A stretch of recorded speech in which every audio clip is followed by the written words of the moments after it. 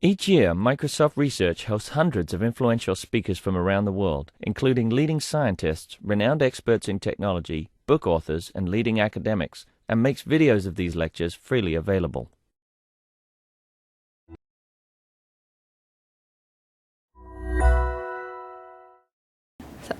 Welcome, and welcome people who are watching over the internet also. So an invisible audience is also watching you online right now. So I'm pleased to welcome Brig Ulmer here. Brig is an associate professor at Louisiana State University.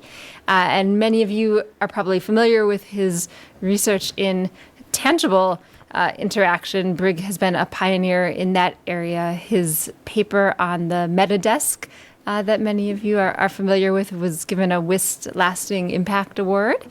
And he's one of the founders and sort of key people behind the TEI conference on tangible and embedded interaction, which has become increasingly prominent in the past few years. And so we're really excited to have Brig here today to tell us about what he's been up to at Louisiana State. Thank you so much, Mary, and to all of you. It's a real thrill to be here. So the title I picked for today is Entangling Surfaces, Tangibles, Webs, Clouds, and Architectural Spaces. This relates somewhat to a talk or a paper I published last year in Interactions on this subject. There are a set of words that everyone is very intimately familiar with. The argument is that they're not purely independent, but perhaps are entangled, and perhaps actionably entangled. And perhaps it's even more actionably than actionably. It's perhaps there's a common fate, perhaps, in some of those words, is one of the ideas that I've been exploring recently. And so to explore that, I wanted to begin with some motivating entanglements. Through a colleague, Freeman Dyson, go back to some tangible sort of prehistory and history, and then use that to talk about some of the work I've been doing the last couple of years and some of the future directions that I've been heading. So in terms of personal entanglements, these are a couple of the different places that I've been at over the last few years leading to the present. One actually, I could say more about some research dimensions of the work I did with Clark Sparkman on Microsoft's behalf for a while. But I'll be saying more about some of these as I go along. Currently, in addition to my role as associate professor at Louisiana State University, I have two major hats that I wear. One of them, I do a lot of computational genomics work. And so roughly half of my life ties into that. I'm leading a group, not my name choice, but the two previous successors were both British. And I think they both had this, wouldn't it be cool to be a director of the BBC? And so I am the interim director of the Bioinformatics, Biostatistics, and Computational Biology Core for a statewide biomedical research initiative. And the other side, I have 10 faculty in art, computer science, electrical computer engineering, business informatics, mass communications, music, and growing. That are a part of a group called Cultural Computing that I lead, one of 5 research divisions of the center I'm currently present at. And you'll see bits of that as I go along as well. So from my outlook, when you think about points of momentum in human-computer interaction, today, yesterday, tomorrow as well, there seems to be a lot of activity in the physical world and in the online world. Online world in terms of social media, Bing spaces, you name it, physical world, ranging from the Kinects to the smartphones, so on and so forth. Those are often viewed independently, but I think clearly there's an intersection there. Sometimes looser, sometimes stronger. And we can begin parsing that into several other subspaces. You can think about legacy forms. The physical world is nothing new. The online world is nothing new. There have been modes of interaction in those spaces that existed many, many decades. But there are also some very new specific forms, uniquely new to physicality meets computation, to online meets where we are. And especially this sort of intersection between those, and the prospect for bridge forms. What are the ways that bridge kinds of computation that we've known for a long while with the new kinds supported by different social media, physical entanglements? And so this particular space of the bridge forms and those intersections drives a lot of the research that has kept me occupied for quite some time. Systems from my graduate period and period at Sony. And then a number of systems that I'll be saying more about in parts from my postdoctoral work to the present. Some of that has some slightly different forms, some of the computational genomics work I mentioned, and I'll refer briefly to that mostly at the end of the talk.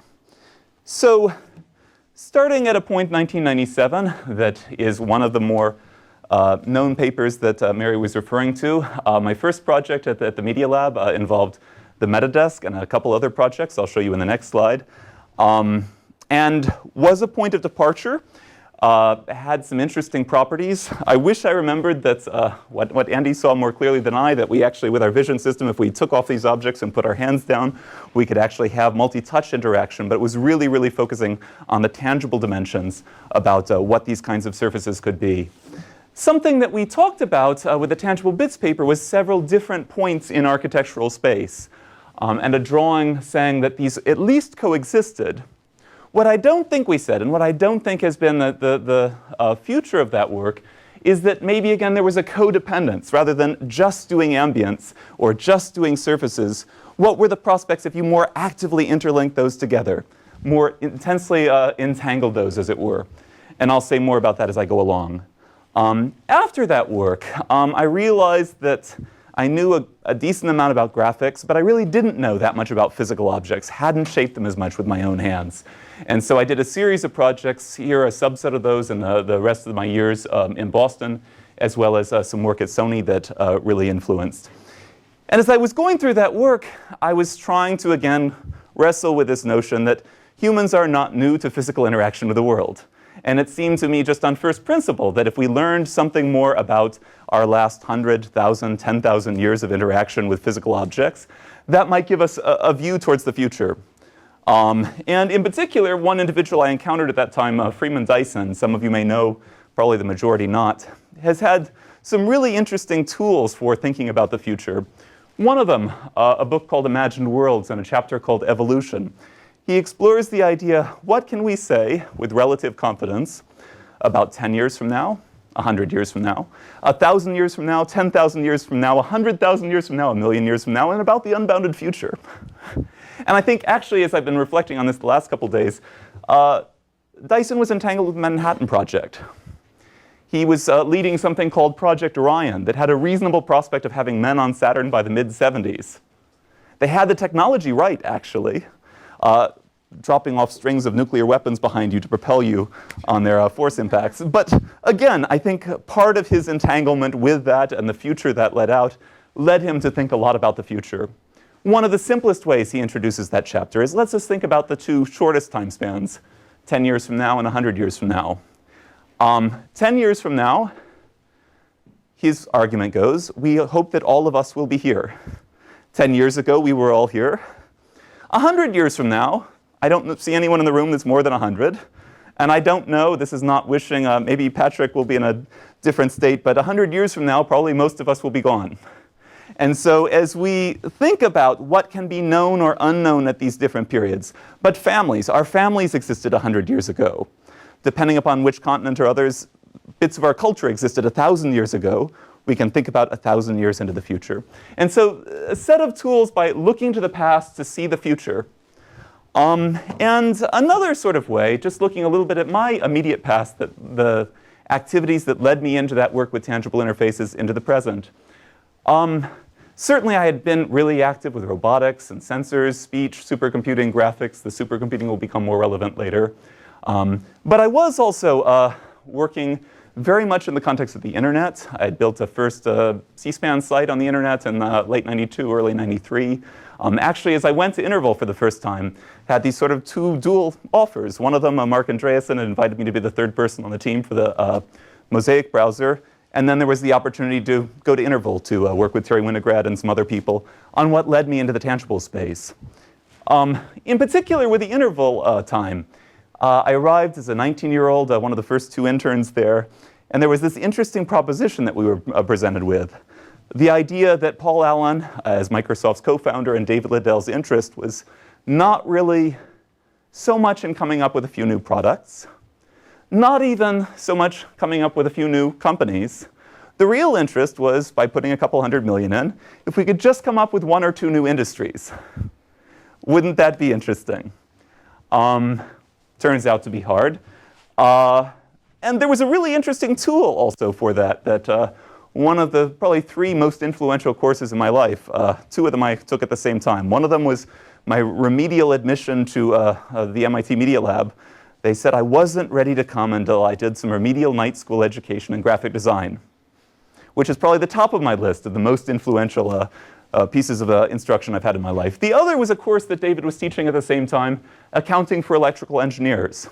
Course he taught as a short course at Stanford, but he was doing it this time as an internal tool for the company employees.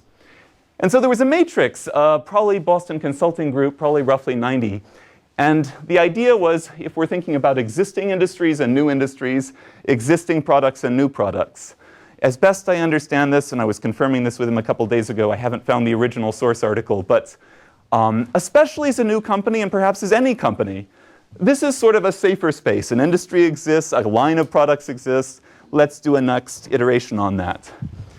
Taking a new product or an existing product into a new industry, or a new product into an existing industry. Those are more reaches, but also reasonable things. Apparently, the intuition, though, is trying to both create a new industry and create new products at the same time. At least from this early 90s perspective of the Boston Consulting Group, perhaps there lie dragons. Perhaps that's hard. And so to me, towards the TEI context that Mary was describing, I'm super, super excited about the tangible space. I was seeing amazing transformative stuff at Interval when I was there. It turns out that there's a much longer history, as I'll share. But I don't think you can really say at present there's a tangibles industry.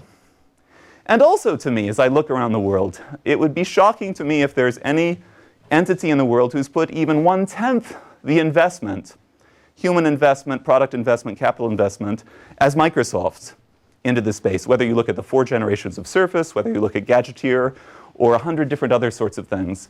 And so to me, having been trained my whole career, excited my whole career about this idea of new industries, I'm enormously enthusiastic to see Microsoft be inordinately successful in establishing, populating this new industry.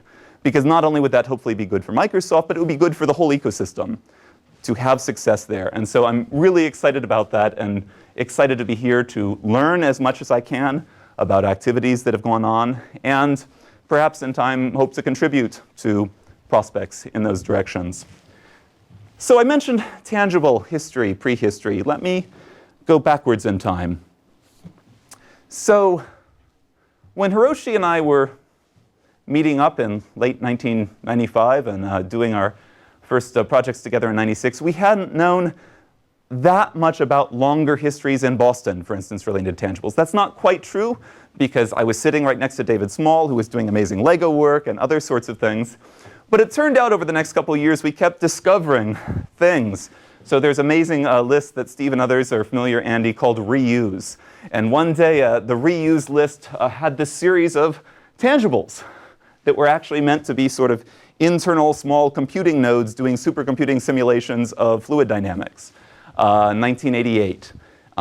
Really interesting tangible interfaces dealing with the computational sciences, an area that I've spent a lot of activity since. Further back, how many of you are familiar with the name Danny Hillis? Okay. Anyone know about, well, this is sort of giving it away, but Danny Hillis's undergraduate work in Boston? So it turns out that by 76, Radia Perlman, a leader in the internet space, Danny Hillis, Radia said that she wasn't really good at cutting acrylic. She didn't have a laser cutter at that point. And so Danny did all the heavy work in terms of the cutting of these elements to make what he called the slot machine. Actually, the predecessor to this was called the button box.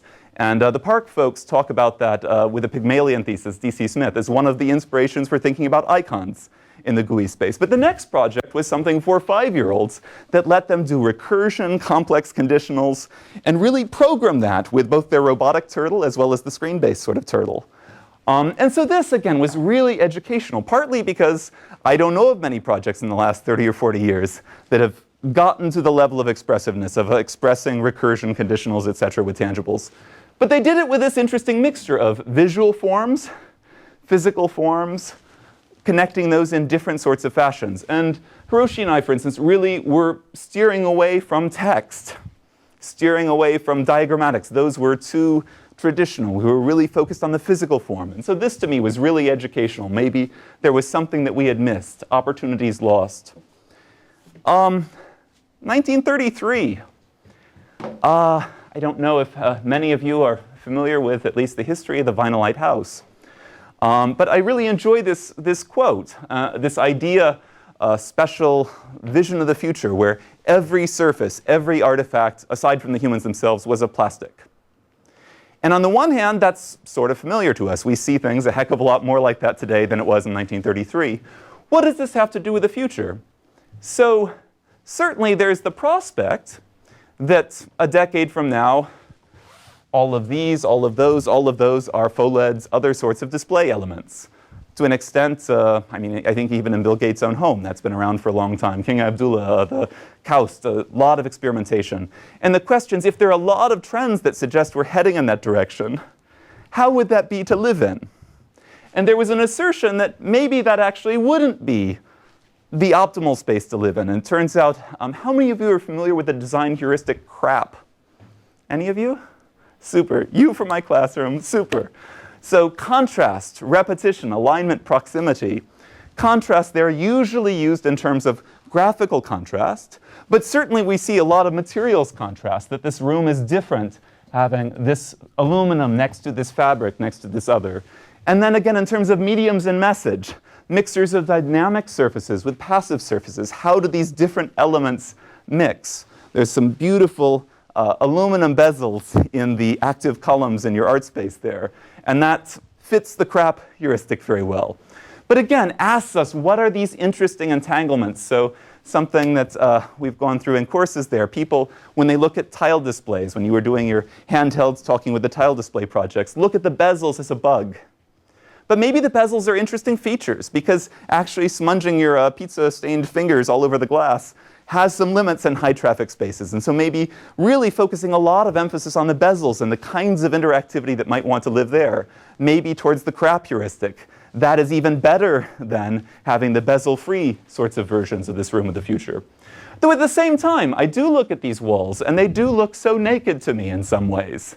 And thinking about all of the entanglements this space could have, preferably for my eyes, I'm really glad they're not high-resolution screens right now. Because if there was a remote audience and I'd be seeing them, my eyes would be dragged over there and I would find it very difficult to concentrate. But if this was a massively online course and there were 100,000 remote people in 10,000 different places, are there ways with the lower resolution, servos or LEDs or other sorts of things, to be aware in different senses? Like with Skype, I taught once together with Miriam a course on tangible interfaces at Hong Kong Polytech. And then a couple of years later, we taught it remotely from midnight till 7 a.m. in the morning, Saturdays and Sundays, in Louisiana to the folks there. And one of the huge lessons of dealing with those remote audiences, especially at that time frame, is I had to be far more interactive, asking far more questions to keep them awake, to keep me awake in that context. And so again, if you're thinking about how does Skype let you engage with hundreds of thousands, millions, perhaps in an Olympics context, billions of people, what's the right medium? Because it's not going to be 1,000 or 1,000,000 or 1,000,000,000 small faces at that point. But dealing with the different sensing technologies, how to mediate it, how to deal with McLuhan's medium as message, that becomes important and interesting. This object, something I also really enjoyed discovering, from a migratory tribe in Africa. So my understanding is from a culture that was oral in nature. Each of these objects, in a sense, this is a kind of subway map of the last few hundred years of this particular tribe. I haven't found really good sources, and I certainly haven't interviewed any primary users of this. I have bought some interesting things related to this, which I'll tell you about if people have interest. But you can imagine this representing a kind of mountain or a water resource or different elements there. And you can say, what if I put a Microsoft gadgeteer in this? Just a gadgeteer, wires, and nothing else. What could that do? Well, if it wasn't for the heart attack of a grandmother of a student, I was going to send one of my team members to interview one of the last 5 speakers of the Homa language. So on LSU's campus, we have a 5,000-year-old Indian mound. And this idea about there are 5 people left who speak a particular language of a Native American tribe in our space. And 10 years from now, none of those 5 people will be left, most likely. They're all upper 80s, early 90s. And so what if we just connect wires from each of these prospectively metal pins to that gadgeteer? So every one of these elements becomes a touch sensor.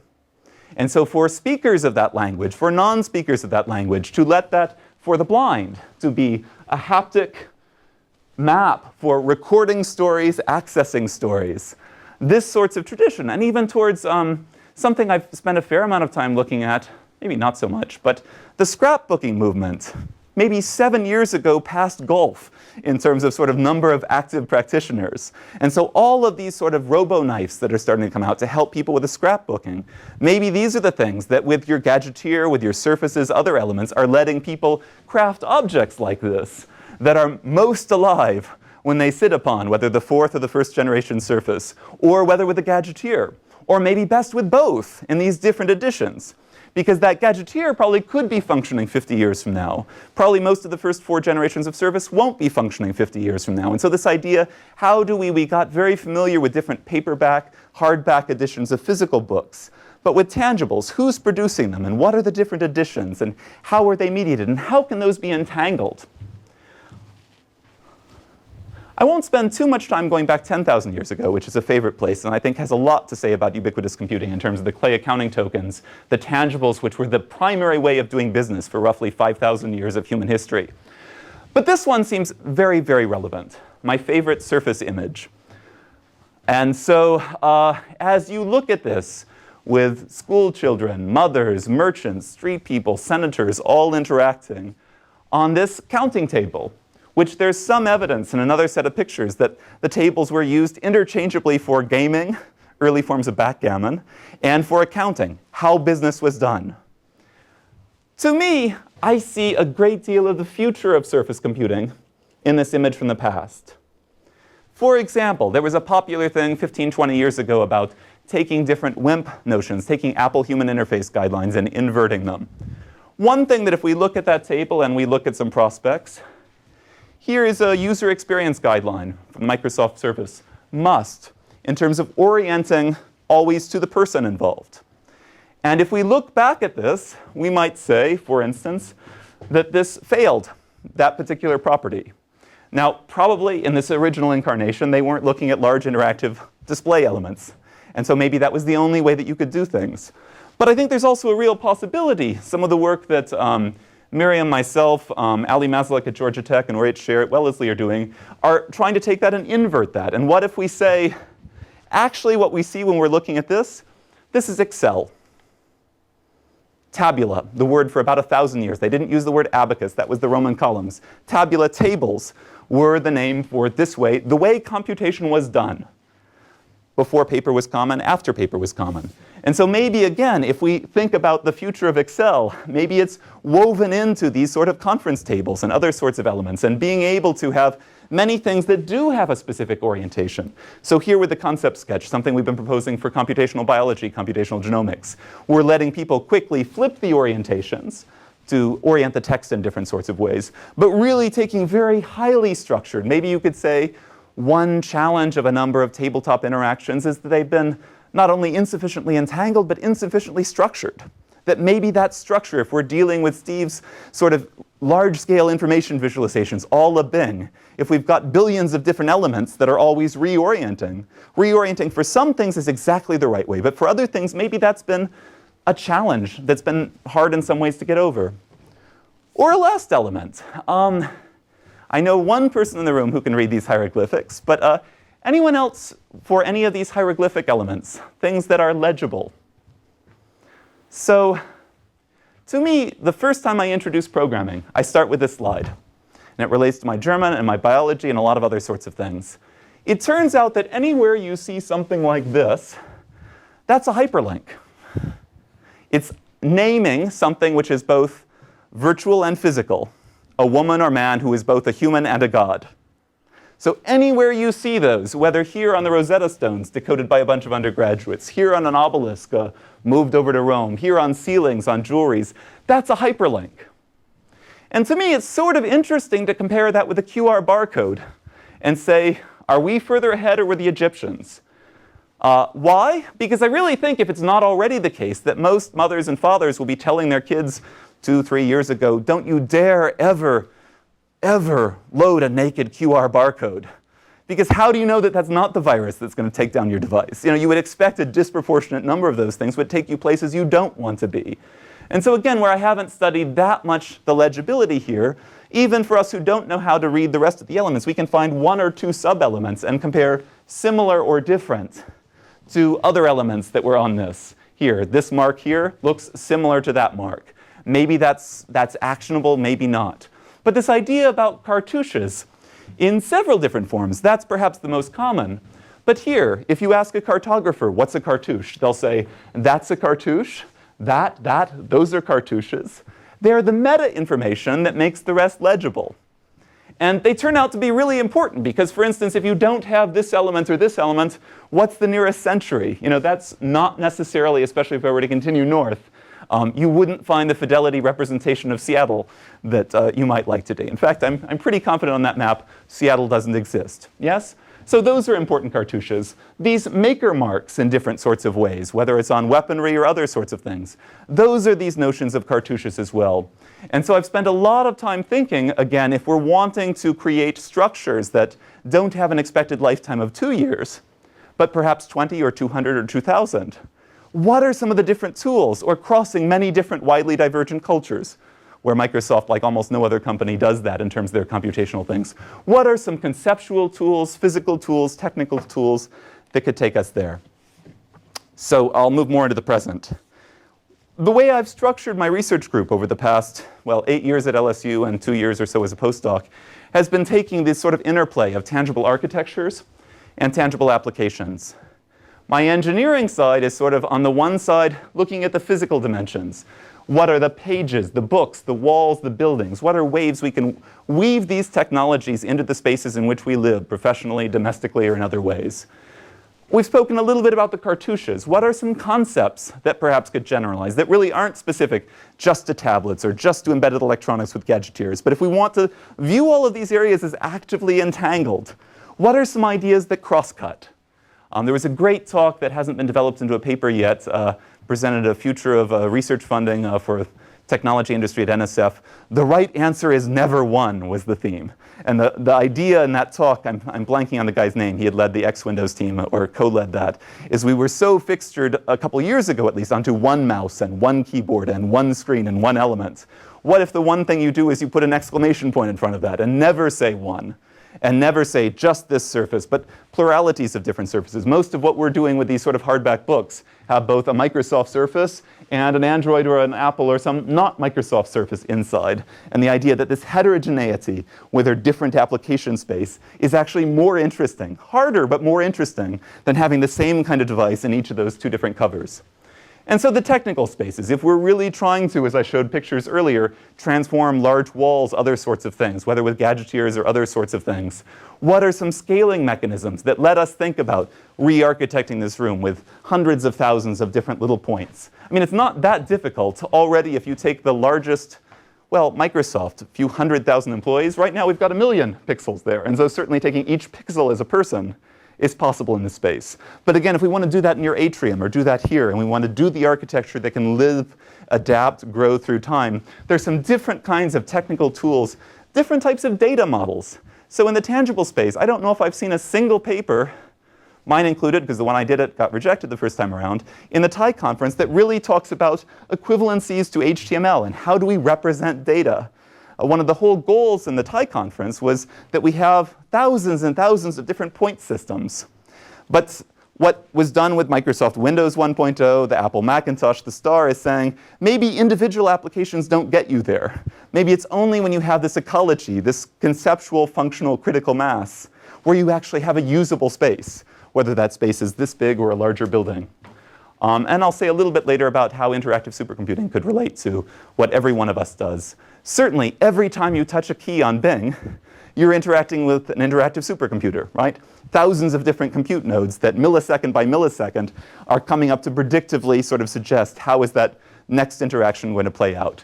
And my interest is really in the tangible space, in the physical space, in the surface space. What are the equivalencies of that sort of keyboard-based interaction all of us know from Bing and Google and other sorts of things?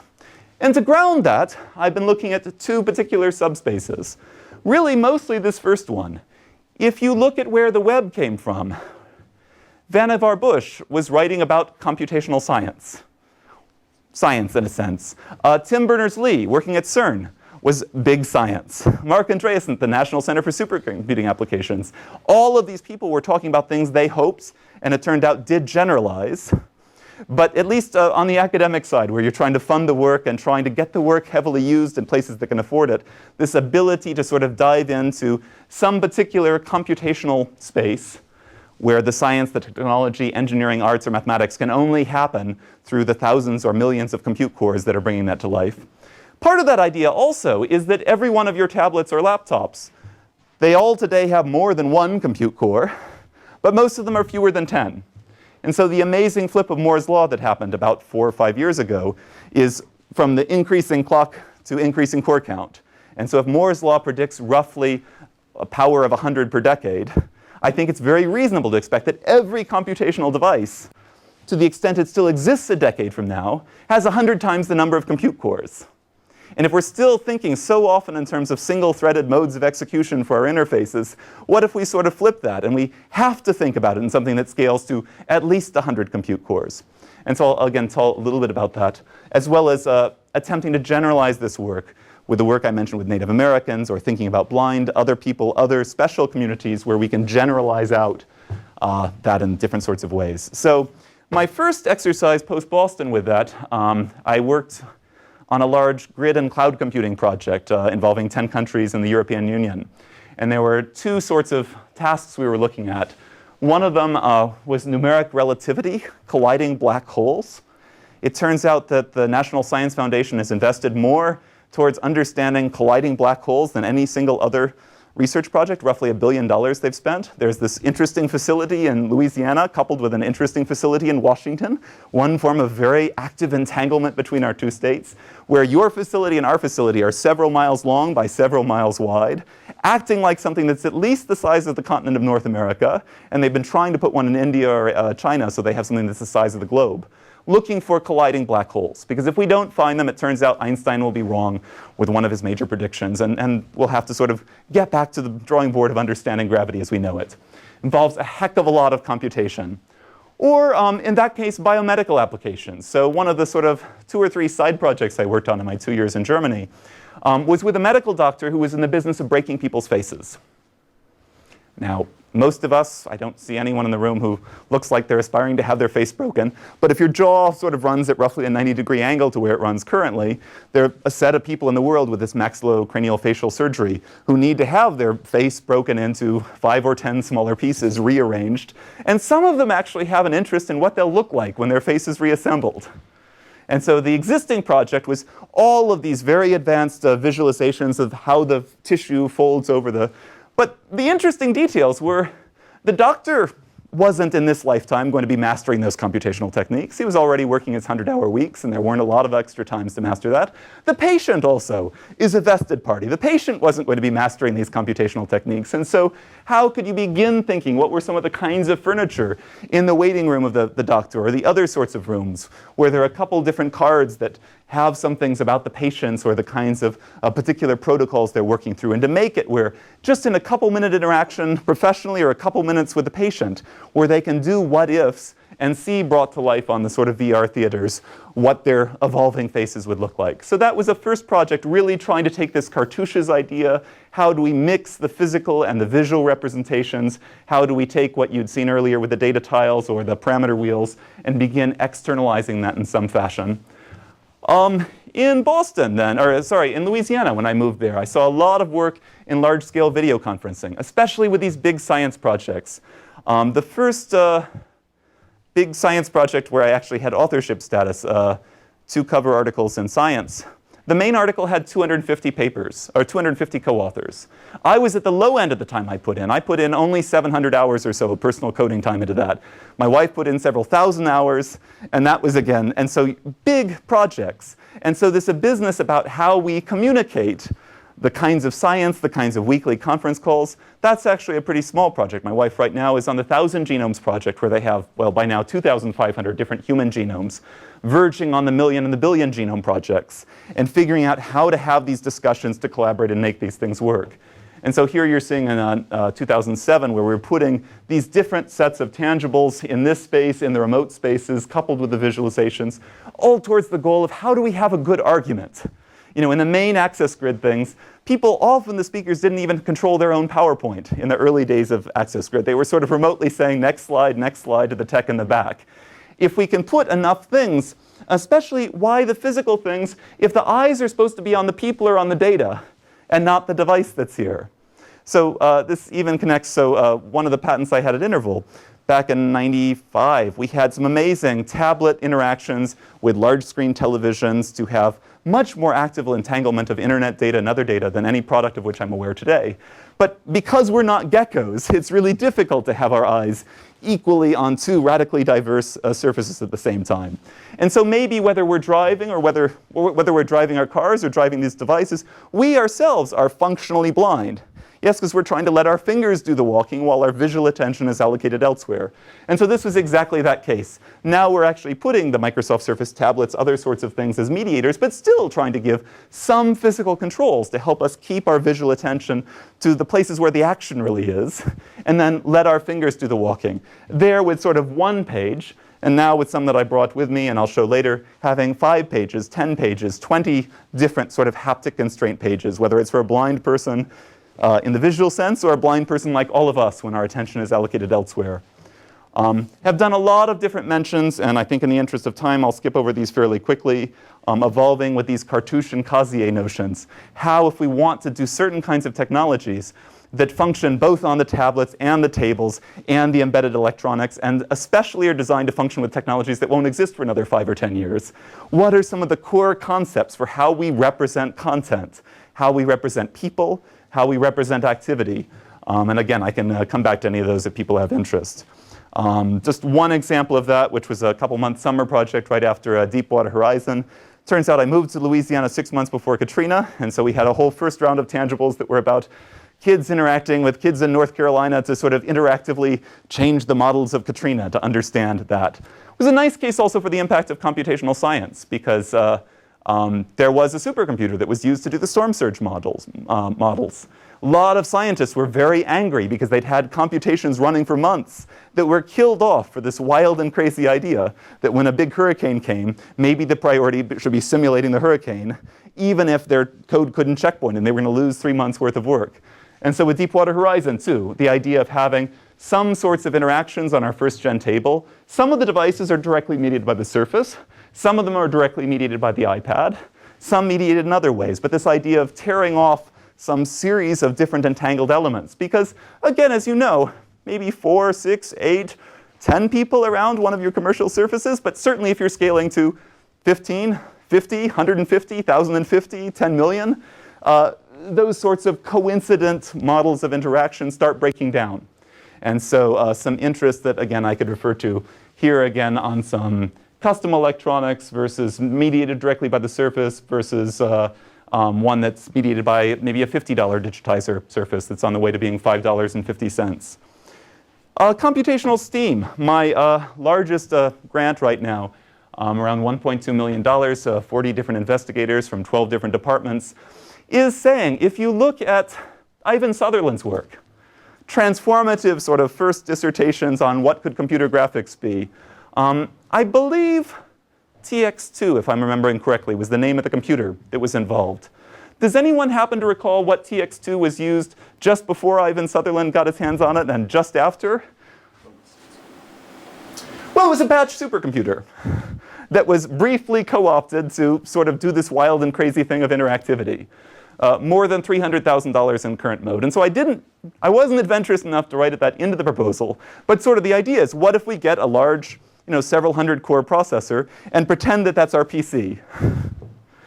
I have a really good way to use that currently with my genomics folks and lots of different areas of computational science, because that's what they do every day of the week. And trying to in a classroom, where right now they're using 2 cores, but if you want to simulate something at scale and let it be interactive, then you do need 100 or 1,000. And so that's a great motivation. And so again, here, and I'll show you as my last slide, a couple other elements of, well, I've actually shown you some of where we're taking that. But last 3 slides of sort of the future. I had this interesting opportunity at the ChiPC meeting the time before last, where Hiroshi's first question to me over dinner was, Brig, great conversation starter, how do you want to be remembered when you die?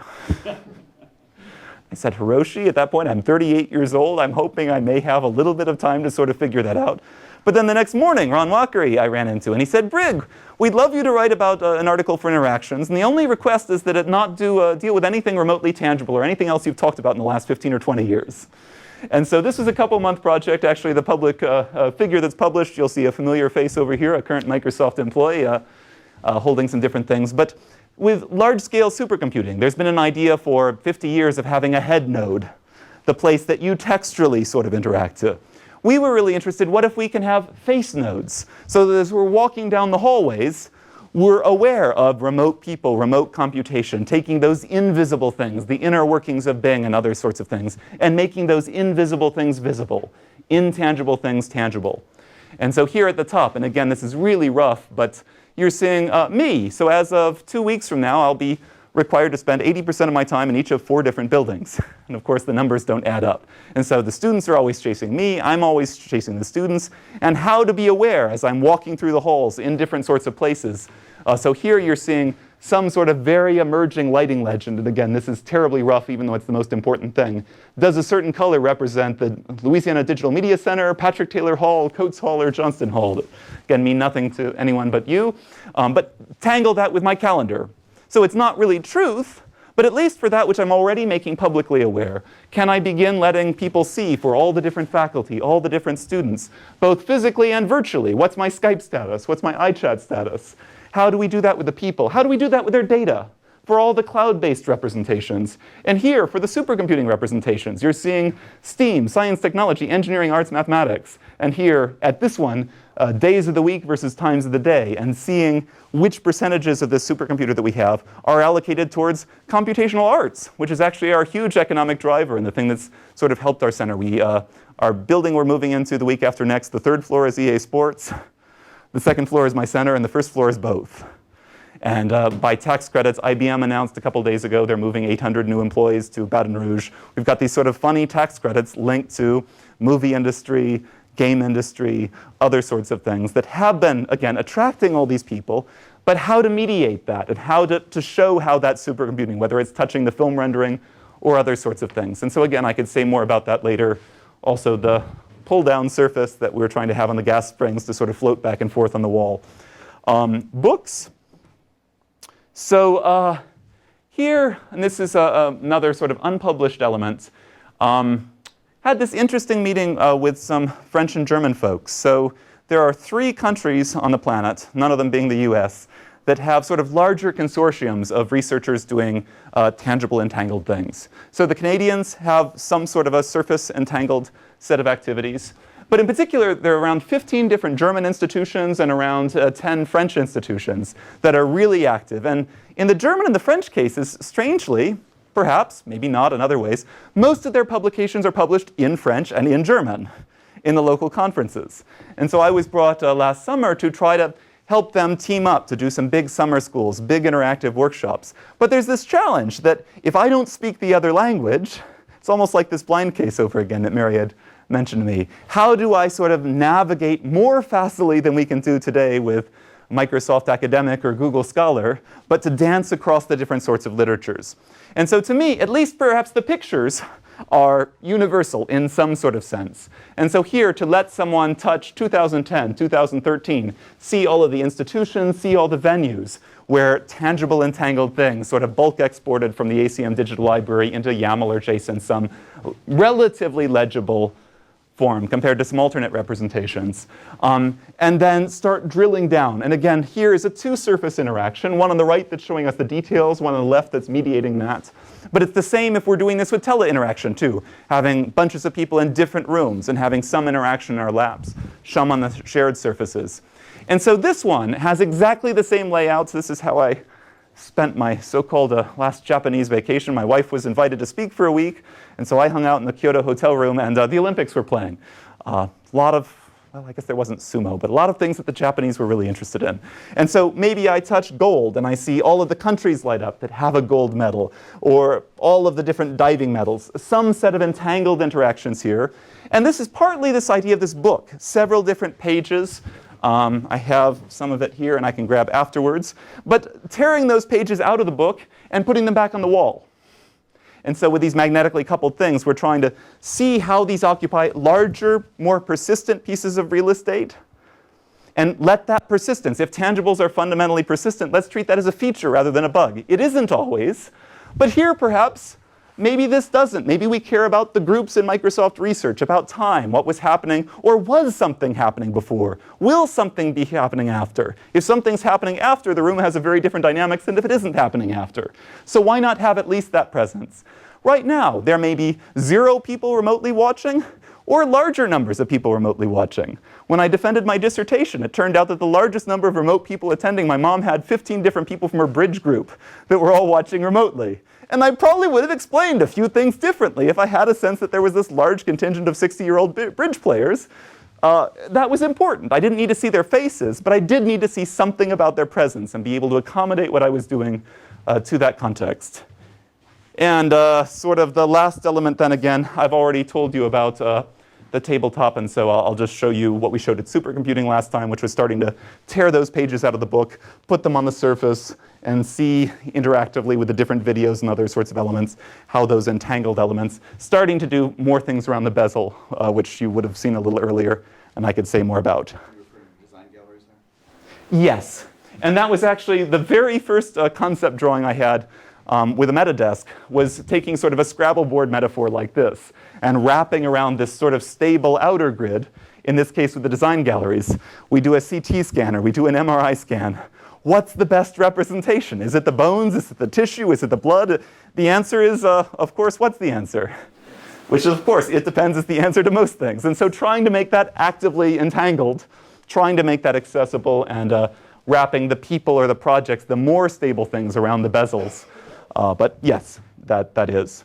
So last slide before acknowledgements and questions. Again, trying to begin making this argument about engaging, leveraging what I do see as these entanglements between these very different kinds of systems, but systems that perhaps are much stronger taken together than they are individually. Telling you a little bit about the story of how we've been diving, even though probably there are not too many computational genomics people in the room. Well, this was Vannevar Bush's case. This was Tim Berners-Lee's case, trying to do something that a set of people care very much about, understanding that the tools that are successful there may generalize very, very broadly. And that's why you've seen this dual-pronged approach for me with the last decade, half of my life in the computational science and then half trying to think about the generalization. And concluding that with the first 4 generations of Surface, Gadgeteer, Nexus, Natural Interaction, and beyond, I really am thrilled and deeply appreciative to Microsoft for the investments you've made over the last decade. I do see if there's an industry to be had, and there's no question if there's an industry, the question is when. But I do see Microsoft as having pushed those bounds further than any other entity on the planet. And so I'm super excited over the rest of the day, last night, and whatever, to learn more about that and perhaps sometimes, if I can, contribute to that. So lots of different hands, minds behind all of this. But for the moment, I really appreciate your presence and attention and would love to take any questions.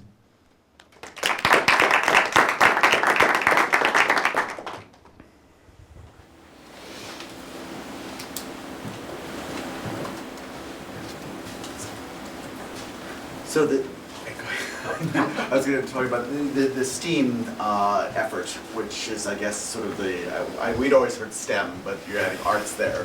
Not my doing. The first NSF-funded thing was at RISD, but yes, adding the arts is sort of actionably intertangled.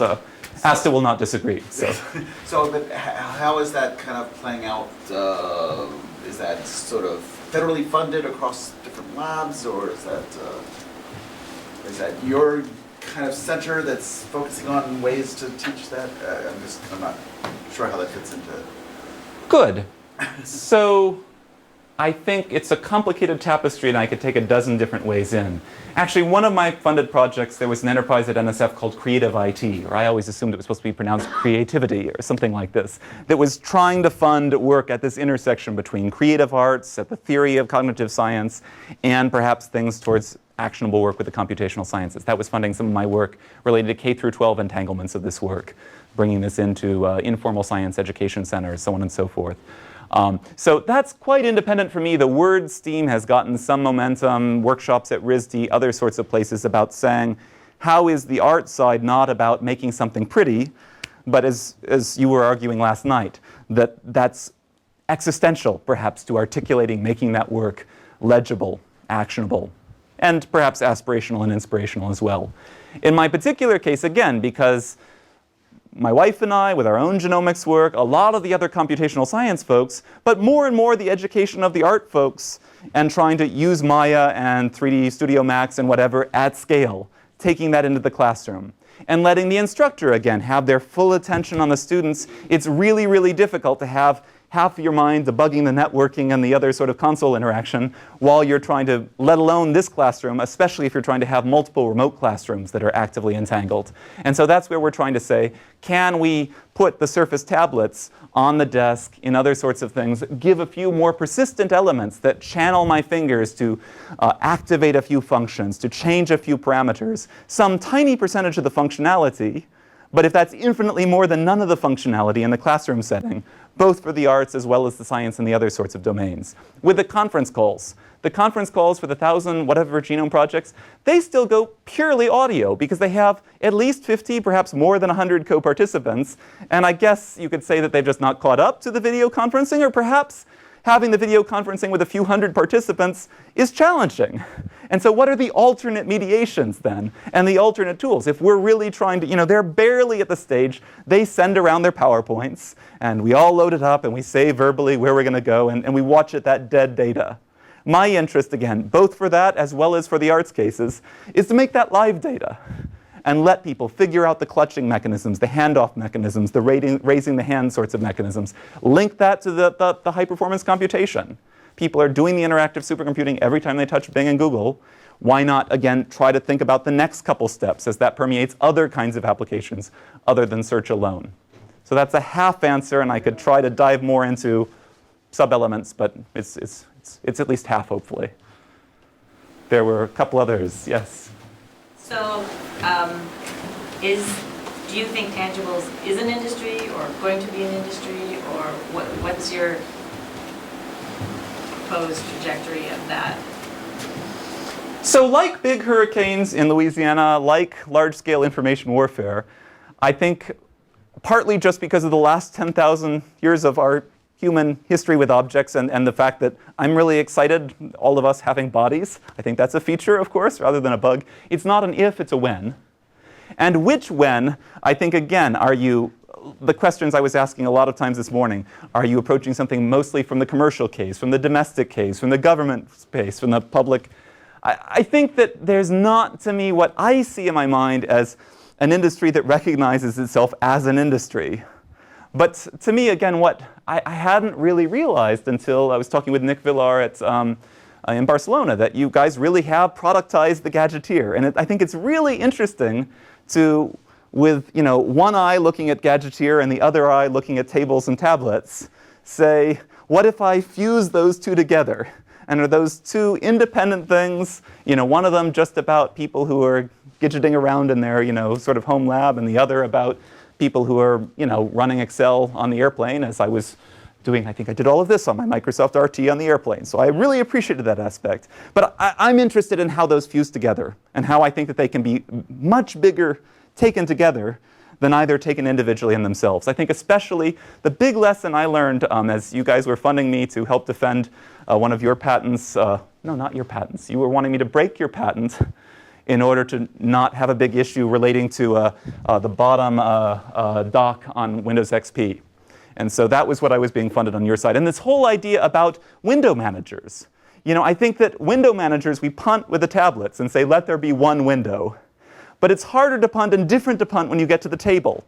And I think just as sort of the overlapping versus tiled windows was this fundamental existential evolution with the emergence of GUI, and perhaps the idea of punting with windows as we came to tablets, getting the window manager right in that particular case. And that's, again, something I think isn't quite right, but how that could entangle with the things on the bezels, for instance, that maybe it's the gadgeteer that runs the bezels and the tablet that runs the inner. And if you took those together, that could maybe get you to this critical mass of applications where without the bezel, maybe it's harder to. So that was a pretty long and indirect. But I think that the answer is saying, I don't think that there's a tangible industry in motion today, but I think you individually as a company and a lot of other companies in that ecosystem have all the pieces that with that right constellation of applications it's sort of like 1993 with the web browser again. All of the right pieces from the modem hardware to other sorts of things were in place. It takes some knitting together and showing some really aspirational applications to show where that wants to go.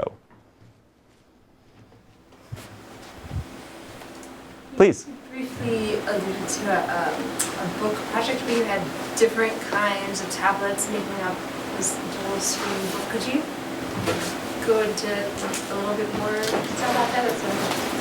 Yes. So to me, being an interesting moment of our physical books on the verge of death, to me it starts to say if each page of that book becomes 10,000 websites, 1 billion genomes, and is live and forever live, and whenever I take it out, having that book be more legible a decade from now as the hardware sort of catches up to the book.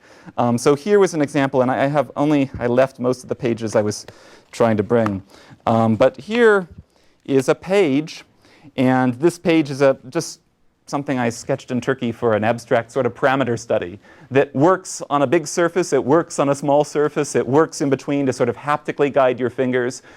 First time I brought this to Ty in Cambridge, England, I handed it to a blind woman, and it was her first interaction. Sheila, I always can't pronounce her last name, but she had avoided tablets like the plague, and suddenly, back from her BBC days, mangling the knobs, she could really be fluent manipulating things. And here is a case where, again, just because I was dealing with these LED ribbon strips to illuminate, whether it's this one line, whether it's the 4 lines that you saw here with the different pages, having a series of pages using the NFC. So at least with the Surface Pro, you've got a USB port, so I can start putting some RFID readers, one to identify the book of pages, a couple magnets with the internal compass to figure out which page, and suddenly your fully existing hardware can deal with these pages full of actionable entanglements that work there with that, but work there with other tablets, and work on the walls and other sorts of places. And so we're trying to set up these hallways. Please take these objects away. Please make them into the, is this one? Yeah, giving away the sorts of clothing. Most of our tablets and phones have only one set of clothing, if any. Wanting to, just like we give away t-shirts, can we give away these sorts of housings, maybe giving them without the electronics, but then letting you plug in the gadgeteers to make them more and more functional on their own. So that's a little bit, and I here actually assembled at the 7-Eleven. So I had Amazon mailing me all sorts of fabrication technologies in my Kyoto hotel room and then printing them out at the 7-Eleven. You're seeing that these pages align with this page. And so if you've got 10 pages there, you can touch through to the tablet underneath, touch through to the capacitive sensors around the LED strips underneath to make something that and by having the tablet on both sides, then again, you can flip through a series of things, having them mediated on the right, mediated on the left. So an emerging sort of thing that we're trying to use. In terms of the eating your own dog food, I've sort of shifted a little bit from this to selling lots of things in the Tangibles conference, lots of things in the ITS conference. And if charity begins at home, trying to do something that's really useful, at least to the researchers in a community, and if they like that for selling their own work, maybe again we can generalize that to other sorts of content like the Olympics content or LSU sports content or other things beyond. So that was a sort of, again, a mangled answer, but hopefully at least that's a little more clear with some tangibles in the hands. We probably need to Okay. wrap. Thank you very much. Thank you so very much all again.